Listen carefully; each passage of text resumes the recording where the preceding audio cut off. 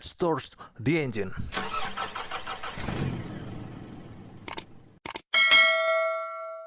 Salam sejahtera, sahabat rumah kita. Senang bertemu Anda kembali. Apa kabar hari ini bersama saya, Bayu Weda. Selama kurang lebih 10 menit ke depan akan menyajikan tayangan yang edukatif dan informatif. Dan semoga tayangan ini bermanfaat untuk kita semua, khususnya di masa pandemi seperti sekarang. 1 tahun sudah pandemi melanda negeri ini dan banyak dampak yang diakibatkan, khususnya di sektor perekonomian. Pandemi ini sangat mempengaruhi sektor perekonomian di masyarakat, khususnya pelaku usaha menengah kecil.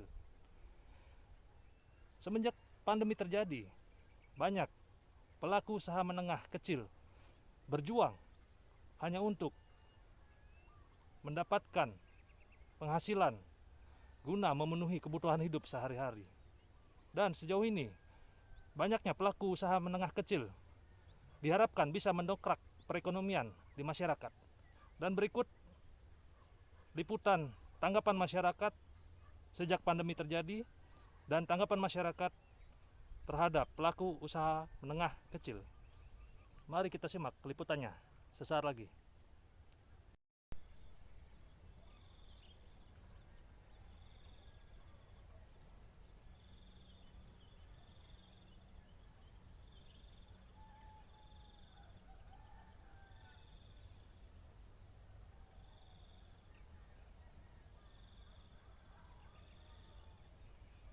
Siapa? Pak Agung kan. Pak Agung. Yang mau tanya Pak Agung, menurut Bapak sendiri, apakah ada dampak tersendiri dari pandemi dari virus COVID-19 ini untuk Bapak sendiri, bagaimana tanggapannya? Untuk bagi tiang sendiri pribadi, ini berdampak sekali Pak. Dari pergi perekonomian, di samping itu tiang juga terkena PHK udah. Boleh tahu Bapak sebelumnya sebagai? Kerja di security di Kuto. Baik.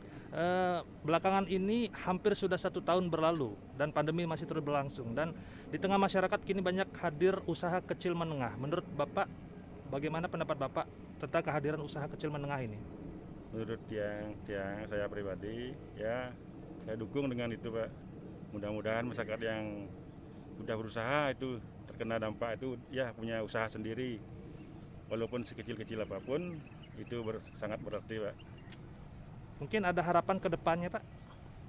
Harapan yang ke depan ya mudah-mudahan pandemi ini cepat berlalu Pak, supaya kita yang masyarakat yang kecil bisa ya hidup seperti biasa aja Pak. Masyarakat yang kecil yang di atas lain itu Pak, yang itu banyakan yang kecil yang berusaha ya, seperti tiang juga gitu. Tiang usaha saja Pak, walaupun tidak ada usaha yang tiang lakukan di rumah, tetap saja segini Pak. Oke, mungkin ada pesan-pesan untuk masyarakat? Ya, untuk masyarakat yang kena dampak pandemi, mudah-mudahan yang kena PHK supaya cepat ini pandeminya ya berlalu Pak. Ya. Saya juga kasihan anak-anak seperti teman tiang yang banyak kena PHK juga sangat mengeluh Pak. Sudah tidak ada usaha lagi yang dia laksanakan. Oke, terima kasih atas waktunya Bapak. Semoga apa yang kita harapkan bisa dikabulkan oleh Tuhan Yang Maha Esa. Terima kasih Pak. Semua. Om Swastiastu, bisa minta waktunya sebentar? Bisa Dek. Dengan Bapak siapa? Dengan Bapak Ketut Chandra. Dengan Ibu? Ibu Nyoman. Begini, ya Bu. Begini, pandemi sekarang masih terus berlangsung dan hampir sudah setahun berlalu. Adakah dampak tersendiri untuk Bapak dan Ibu secara pribadi? Untuk sementara saya ada sih dampak sedikit ya.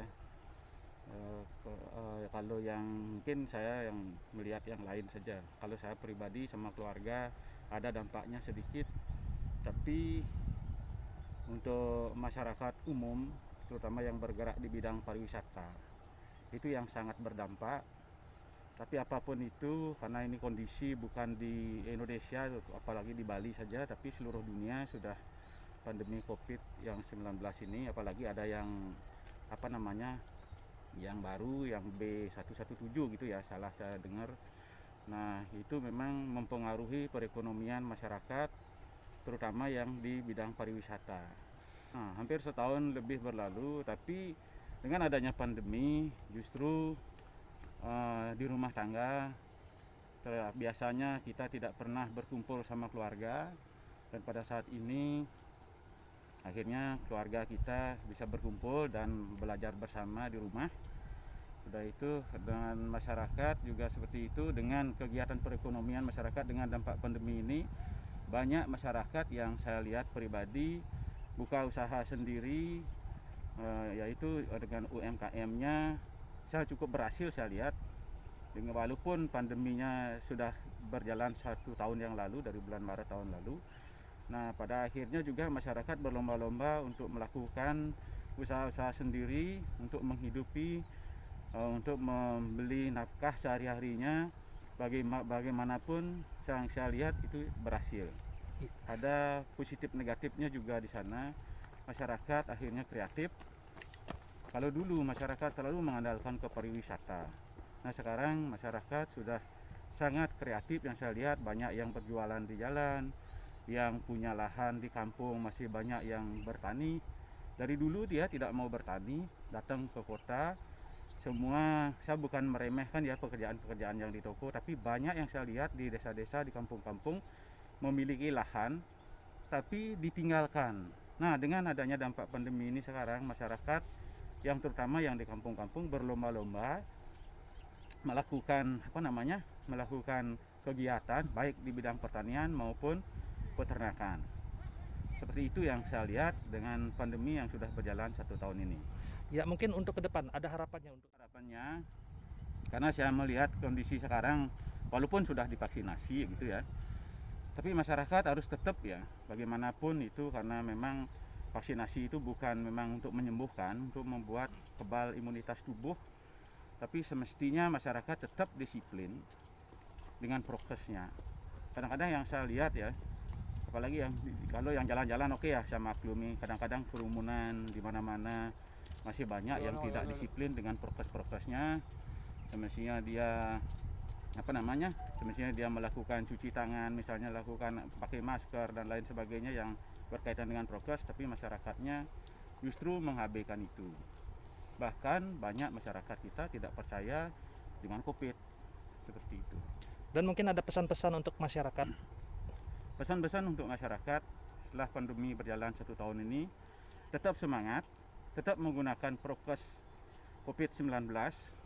Bagaimanapun ini adalah bencana di dunia, bukan bencana di Bali, dan jangan menyalahkan pemerintah gitu. Dengan adanya ini, seperti yang saya sampaikan tadi, ayo kita berlomba-lomba kreatif dengan melakukan apa yang kita bisa lakukan. Seperti yang saya sampaikan kembali tadi, baik pertanian mau berjualan, kreativitas yang lainnya. Siapa tahu pandemi ke depan ini dengan sudah divaksinnya bisa berkurang. Dan saya harapkan sebelum ini dibuktikan dan belum divaksin keseluruhan masyarakatnya, karena rencananya 2 kali, marilah kita gunakan tetap taat terhadap prokes kesehatan. Itu saja. Ya, terima kasih atas waktunya, Pak. Ya.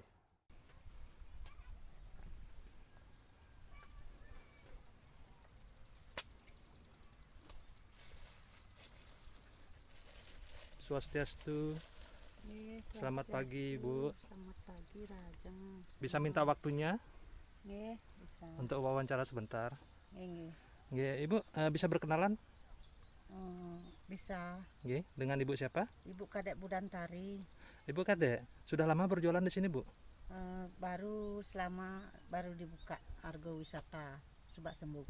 Baik. Berarti sebelum pandemi sudah mulai berjualan, nggih? Nggih. Dan yang mau tanya, adakah perbedaan berjualan saat sebelum pandemi ataupun sesudah pandemi? Adakah yang perbedaan yang signifikan untuk Ibu sendiri? Perbedaannya gimana ya? Kalau dulu agak ini rame, kalau sekarang ya estung karo saja. Dan ada kendala tersendiri saat berdagang di saat pandemi seperti sekarang? Ya, tapi tetap bersyukur aja, yang tapi kendalanya ya banyak sih, modal lebih kurang kenten. Dan ada harapan untuk kedepannya, Bu? Ada banyak harapannya biar bisa lebih baik. Semoga Bali cepat normal pulih seperti dulu kala. Ada pesan-pesan untuk masyarakat mungkin? Pesan-pesan untuk masyarakat, tetap semangat, tetap berjuang dan bersyukur. Terima kasih atas waktunya Bu. Ya. Besok semua.